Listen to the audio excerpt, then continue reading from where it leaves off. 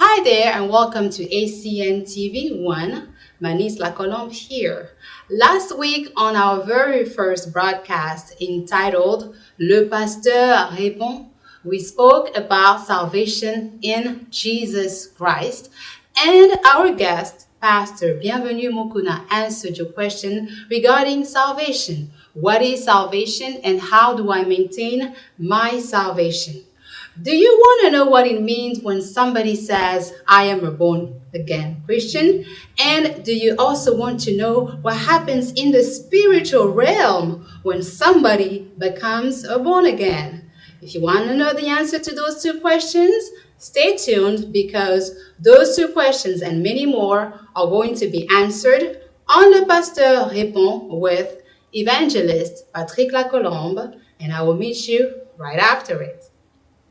Shalom frères et sœurs en Christ et bienvenue encore sur ACN TV1 dans votre émission Le Pasteur Répond. Je suis l'évangéliste Patrick Lacolombe. Aujourd'hui nous parlerons de la nouvelle naissance. Alors je ne suis pas seul sur ce plateau. Mon invité du jour est déjà avec moi, avec qui nous allons nous entretenir sur ces sujets. Il n'est plus à présenter ici à Dallas, particulièrement dans notre communauté congolaise, à qui je m'en vais dire bonjour pasteur, shalom, shalom. Bonjour bien-aimé frère Patrick, shalom. Comment allez-vous pasteur? Je me porte bien, moi et ma famille, par la grâce de Dieu, et voilà. Oui pasteur, pour nos fidèles téléspectateurs qui nous suivent de partout, comment pouvez-vous vous présenter à eux parce qu'ils ne vous connaissent pas encore? Oui, je m'appelle Philippe Tshisekedi, je suis pasteur, le pasteur associé à la montagne de prière ici à Dallas. Il y a une trentaine d'années depuis que j'avais accepté Jésus-Christ comme Seigneur et Sauveur, mais une vingtaine d'années depuis que je suis serviteur de l'Éternel. Aujourd'hui, nous parlerons de la nouvelle naissance. Nous allons sans tarder entrer dans le vif de notre sujet du jour, la nouvelle naissance. Pasteur, comment pouvez-vous définir la nouvelle naissance? C'est quoi en fait la nouvelle naissance? Je voudrais plutôt, avant de répondre à cette question, que nous puissions lire les Écritures parce qu'il s'agit de la parole de Dieu. Amen. Il ne s'agit pas de ma parole à moi, et les Écritures que nous allons lire vont nous servir de base pour comprendre ce que c'est que la nouvelle naissance. Là, nous sommes partis dans Évangile selon Jean, chapitre 3. Nous lisons à partir du premier verset et nous évoluons jusqu'au verset 10e. Ça veut dire Jean 3. Combien? Oui. Jean chapitre 3, à partir du premier verset. Lisez, évoluez, je vous ferai signe si vous pouvez vous arrêter. Je vais lire au nom de Jésus. Mais il y eut un homme d'entre les pharisiens nommé Nicodème, un chef de Juifs, qui vint lui auprès de Jésus de nuit et lui dit, Rabbi, nous savons que tu es un docteur venu de Dieu, car personne ne peut faire ces miracles que tu fais si Dieu n'est avec lui. Jésus lui répondit, en vérité, je te le dis, si un homme n'est né de nouveau, il ne peut voir le royaume de Dieu. Nicodème lui dit, comment un homme peut-il naître quand il est vieux? Peut-il rentrer dans le sein de sa mère et naître? Jésus répondit, en vérité, je te le dis, si un homme n'est né d'eau et d'esprit, il ne peut entrer dans le royaume de Dieu. Ce qui est de la chair est chair, et ce qui est né de l'esprit est esprit. Ne t'étonne pas que je t'ai dit, il faut que vous naissiez de nouveau. Le vent souffle où il veut, et tu entends le bruit, mais tu ne sais d'où il vient, ni où il va. Il en est ainsi de tout homme qui est né de l'esprit. Nicodème lui dit, comment cela peut-il se faire? Jésus lui répondit, tu es le docteur d'Israël et tu ne sais pas ces choses. En vérité, je te le dis, nous disons ce que nous savons et nous rendons témoignage de ce que nous avons vu. Et vous ne recevez pas notre témoignage. La réponse, la lecture que vous venez de faire contient des éléments de réponse. Et si vous avez vu le docteur Nicodème continuer à poser des questions, ce qu'il ne comprenait pas, c'est que même dans la réponse du Seigneur Jésus-Christ, il n'avait pas toujours eu à comprendre ce que le Seigneur voulait lui dire. C'est ainsi qu'il a continué à poser des questions, à dire, mais comment est-ce que cela peut se faire? Parce que le Seigneur Jésus-Christ lui a dit, si un homme n'est né d'eau et d'esprit, il ne pourra pas entrer dans le royaume des cieux. Et c'est pourquoi c'est la tâche que nous avons en tant que prédicateurs de la parole, pour pouvoir lire les Écritures, les approfondir et les partager dans un langage beaucoup plus simple pour permettre aux enfants de Dieu de comprendre ce que la parole de Dieu dit. En toute simplicité, la nouvelle naissance permettait la tautologie, c'est le fait de naître dans la famille de Dieu. C'est la libération de la vie du péché en acceptant Jésus-Christ comme Seigneur et Sauveur personnel. Quelque chose plutôt qui a vraiment attiré mon attention. Il a dit, comment cela peut-il se faire quand quelqu'un est déjà vieux, quelqu'un qui a déjà vécu autant d'années, est-il possible pour cette personne de rentrer dans le sein de sa mère et naître encore? Donc, je ne sais pas comment, il n'avait pas compris le sens de la question. Comment vous pouvez expliquer ça? Oui, il n'avait pas compris le sens de la question parce qu'il prenait la naissance comme un fait gynécologique où on est allé à une maternité pour engendrer un enfant. Mais le Seigneur Jésus-Christ parle d'une naissance sur le plan spirituel. Tout à fait. Mais Nicodème, il faut dire aussi qu'il était un docteur de la loi, mais il était supposé connaître ces choses. Je pense que Jésus-Christ lui a même parlé de ce que je viens de dire. Oui, un docteur de la loi. Le faisait-il parce qu'il voulait aussi obtenir beaucoup d'éléments de réponse de la part du Seigneur Jésus-Christ? Voulait-il parfois aller avec le Seigneur Jésus-Christ pour voir ses limites? Mais tout simplement, Jésus-Christ s'étonne et dit, mais vous êtes le docteur de la loi et vous ne connaissez pas les choses. Il y avait là un contact entre un docteur qui a appris les choses sur la terre des hommes et un créateur qui était lui-même, même en nation. Il avait toute la connaissance et il est la source de toute connaissance et de toute profondeur. C'est ainsi que les choses qu'il parle, dont il parle plutôt, lui, le Seigneur Jésus-Christ, il ne parle pas de la naissance sur le plan physique, mais plutôt il dit que le fait, donc c'est une réponse qui en même temps englobe beaucoup d'éléments, entre autres la naissance sur le plan spirituel, c'est-à-dire l'esprit de l'homme qui était détaché de l'esprit de Dieu à partir du péché d'Adam et Ève dans le jardin d'Éden. Cet esprit-là reprend vie, ressuscite, reprend vie au contact avec le Seigneur Jésus-Christ. Et le mécanisme est simple, comme nous pouvons lire ce qui est écrit dans le livre des Romains, Romains chapitre 10, verset 9, et c'est comme vous qui lisez, je vous laisse le soin de lire Romains 19. Je vais lire au nom de Jésus, nous sommes dans Romains 10 au verset 9. Si tu confesses de ta bouche le Seigneur Jésus, et si tu crois dans ton cœur que Dieu l'a ressuscité des morts, tu seras sauvé. Amen. Amen. Donc, le salut là n'est pas autre chose que la nouvelle naissance. Amen. Amen. Et cela se fait maintenant. Lorsque tu confesses de ta bouche, c'est la première chose, c'est la première démarche qu'il faut faire. Parce que, souvenez-vous que Nicodème avait posé la question en disant comment est-ce que ça peut se faire? Comment? Donc, par quel mécanisme? Par quel mécanisme? Par quel miracle? Par quel miracle? Il réfléchissait en tant ouais. qu'un docteur, je ne sais pas, de la loi, selon la loi, je ne sais pas, de Moïse. Ouais. Alors, c'est ainsi que les Romains nous disent maintenant, et si tu confesses de ta bouche, et si tu crois dans ton cœur, ça ne demande pas que tu puisses effectuer un voyage pour aller dans une autre ville. Ça ne demande pas qu'il puisse y avoir, je ne sais pas moi, n'importe quelle procédure, mais si tu confesses de ta bouche, c'est-à-dire là où tu es, tu peux être dans un magasin, tu peux être dans une église, tu peux être n'importe où, mais si tu confesses de ta bouche, et si tu crois dans ton cœur que Jésus-Christ est sauveur, tu es sauvé. En tout cas, chers fidèles téléspectateurs, Le pasteur a répondu à cette question, donc je vais juste paraphraser ce qu'il vient de dire. Donc, comprenons que la nouvelle naissance en fait un miracle par lequel le Saint-Esprit ressuscite notre esprit mort, n'est-ce pas, pasteur? Tout à fait. Mais pasteur, quel impact se passe-t-il dans la vie de quelqu'un qui vient de donner sa vie à Jésus-Christ, spirituellement parlant? Spirituellement parlant, à tous les niveaux.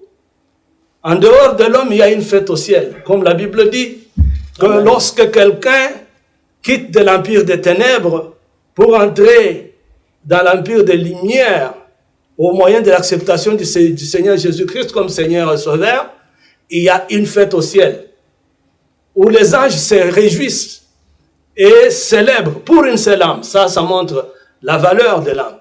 Et au-delà de ça, l'esprit de l'homme rentre en communion avec l'esprit de Dieu et il y a comme une renaissance au niveau de l'esprit. Les choses spirituelles sont maintenant faciles à comprendre par la personne qui a accepté le Seigneur Jésus-Christ. Vous vous souvenez du passage biblique qui dit « Si quelqu'un est en Christ, il est devenu une nouvelle créature. » Soyez connectés, on prend une petite pause. The splendor of the King, golden majesty, let all the earth rejoice, all the earth rejoice. Sa gloire explodit, l'obscurité s'enfuit. Au son de sa voix, au son de sa voix,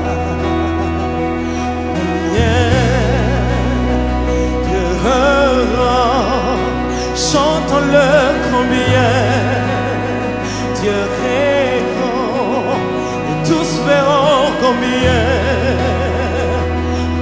Dieu est grand. Alléluia. Age to age stands, and time is in His hands, beginning and the end, beginning and the end. Nous sommes de retour sur ce plateau. Je pense que vous avez apprécié et aimé cet élément que vous venez de suivre. Pasteur, nous revenons à notre mouton. Donc, est-ce qu'un enfant de Dieu peut être aussi victime d'une mort créée par des sorciers? Est-ce que des sorciers peuvent aussi tuer des enfants de Dieu? Cette question est une question très importante pour laquelle je donne la réponse suivante. Non, mais c'est possible. Comment ça? Comment est-ce qu'un enfant de Dieu qui a accepté Jésus et être bouffé, parce que Dieu, ne perdons pas de vue que la Bible nous dit, je vous ai donné le pouvoir de marcher sur le serpent, sur le scorpion et sur toute la puissance du diable. Donc c'est là, nous comprenons que nous avons la supériorité sur tous ces mondes-là. Mais comment le match va aller de l'autre côté? Oui, bon, merci beaucoup. D'ailleurs, vous êtes très avisé par rapport à ce point en disant que nous avons reçu le pouvoir de marcher sur les scorpions. C'est le régime qui vient avec le salut, c'est-à-dire le salut, le fait d'être en relation, être sauvé, vient avec des avantages de la protection. Vous vous souvenez du psaume 91 qui dit que celui qui est à l'abri du Très-Haut repose à l'ombre du Tout-Puissant. Ça veut dire que ça vient avec une protection telle que les sorciers, les magiciens, les tentateurs, ils nous voient, ils ne sont pas en mesure de nous toucher. Mais la raison pour laquelle je dis non, mais c'est possible. C'est-à-dire que tout en jouissant de cette protection-là, il est possible que Dieu permette. Dieu permette que les sorciers et les magiciens puissent toucher les enfants de Dieu. Mais il y a des gens qui nous suivent, peut-être d'autres disent, mais comment un enfant, il est déjà un enfant de Dieu? comment Dieu peut encore permettre, mais Dieu, il est un Dieu d'amour, un Dieu de bonté, il a sa bonté sans mesure. Comment il peut encore permettre que son enfant soit bouffé ou bien détruit par les sorciers? Je voudrais que vous faire une nuance avant de répondre à cette question. Lorsque nous parlons des sorciers, ne voyons pas tout de suite seulement ces sorciers qu'on a connus à Bandalungwa, à Kinshasa, mais ces sorciers, c'est toute personne qui, animée par un esprit qui n'est pas l'esprit de Dieu, pose des actes qui ne sont pas bons, qui ont un caractère de destruction, bien entendu. Vous avez dit les sorciers, mais bon, voilà. Au lieu d'aller très loin, en général, que ce soit les sorciers en cravate, bien véhiculés, tout et tout, dans toute cette bande. Jean-Baptiste est en prison parce que il a dit la vérité, il a annoncé Christ, il est bien positionné pour être reconnu comme un chrétien, mais dans une fête d'anniversaire, on demande sa tête. Et qui a permis que Jean-Baptiste soit tué? Dieu pouvait intervenir parce que le régime, comme nous avons dit tout à l'heure, que nous avons tous les pouvoirs, il pouvait tout de suite déléguer toute une armée, tout un système pour les sauver, mais Dieu a laissé faire.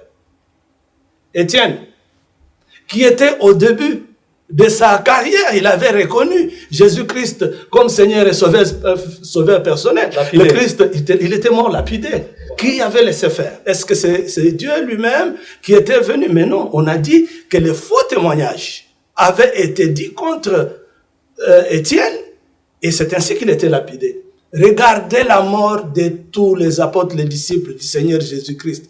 Ils ont été tués, non pas par Christ lui-même. C'est par toutes ces personnes qu'on peut assimiler aux sorciers, les magiciens, les jaloux, qui les ont tués parce que Dieu a laissé faire. En tout cas. Pour que les témoignages soient établis. Donc Dieu, par sa souveraineté, tout en ayant le régime de protection pour nous, mais il peut laisser faire. Tout à fait. Et ça, c'est une première possibilité. J'ai encore d'autres éléments. Vas-y, vous avez tout le temps, pasteur. Oui, donc la première, je dis que non, nous sommes protégés, nous sommes sécurisés. Mais si Dieu peut permettre que les sorciers, les magiciens puissent porter atteinte à la vie des enfants de Dieu, par sa souveraineté, il peut laisser faire. Hein? Et de deux, il peut aussi être question de l'enfant de Dieu qui sort de l'abri, de la protection, comme nous avons dit tout à l'heure. C'est comme un cafard qui sort de la bouteille, voilà. Un marché de poulet. Voilà, comme l'enfant prodigue. Okay. Il était chez son père, il était protégé, et il a dit, je prendrai tous mes biens, je partirai vers un pays lointain, et je me réjouirai. Il est allé, il s'est trouvé dans le besoin, il a commencé à manger ce que le pourceau pouvait manger, et il était exposé. Et à ce moment-là, quand on était sous la protection du Très-Haut, on va s'exposer, il est possible. Tout en restant, parce que l'enfant prodigue ne cessait pas d'être le fils de son père.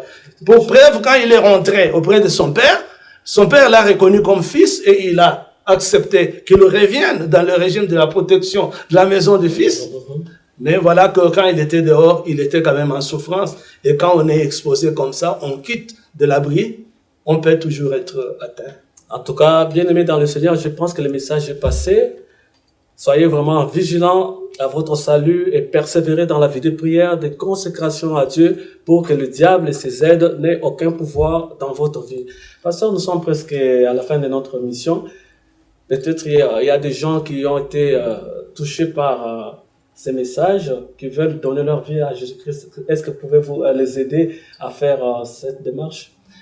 Oui, je crois bien que, comme nous venons de le dire tout à l'heure, là où vous êtes, si vous prenez la décision d'accepter le Seigneur Jésus-Christ comme Seigneur et Sauveur personnel, si vous voulez quitter le monde des ténèbres pour aller au royaume des lumières, il ne vous est pas demandé de connaître toute la Bible. Il ne vous est pas demandé d'avoir d'autres pouvoirs extraordinaires, mais tout simplement de croire dans ton cœur que le Seigneur Jésus-Christ est sauveur et de confesser par la bouche en disant « Seigneur Jésus, je voudrais que vous puissiez répéter avec moi.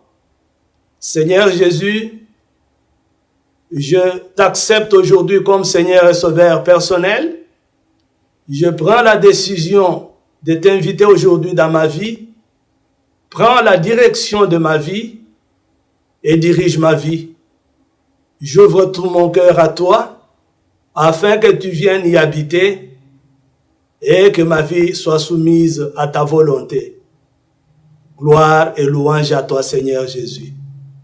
Je pense que nous avons répété ensemble ce que je viens de dire et en le disant, vous êtes sauvés et c'est une nouvelle marche qui commence pour vous. Que le Seigneur vous bénisse, je vais prier pour vous.